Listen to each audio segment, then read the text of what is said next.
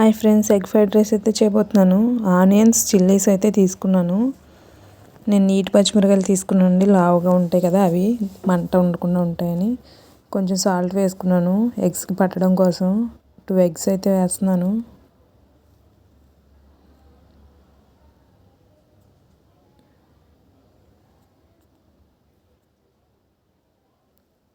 Eggs వేసిన తర్వాత ఒకసారి కలిపేసాను.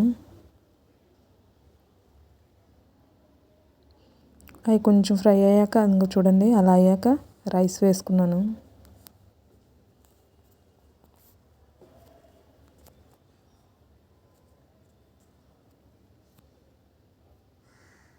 రైస్ వేసి ఒకసారి కలిపేసిన తర్వాత కరివేపాకు వేసుకున్నాను. కారం, సాల్ట్ కొంచెం,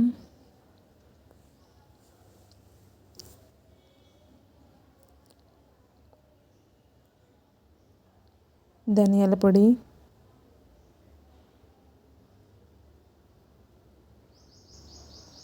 గరం మసాలా వేసానండి కొంచెం.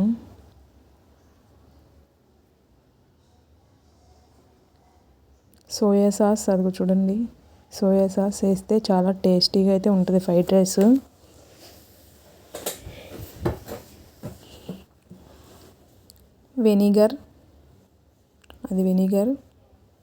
వెనిగర్ సోయా సాస్ వాడితే టేస్ట్ అయితే బాగుంటుంది ఫ్రెండ్స్. వేసిన తర్వాత ఒకసారి తిప్పాను.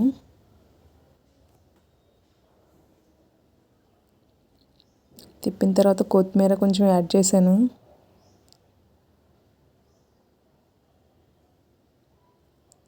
అంతేనండి, ఫ్రైడ్ రైస్ రెడీ అయిపోయింది.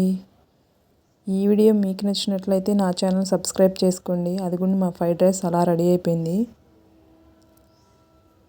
Thank you for watching. Bye bye friends.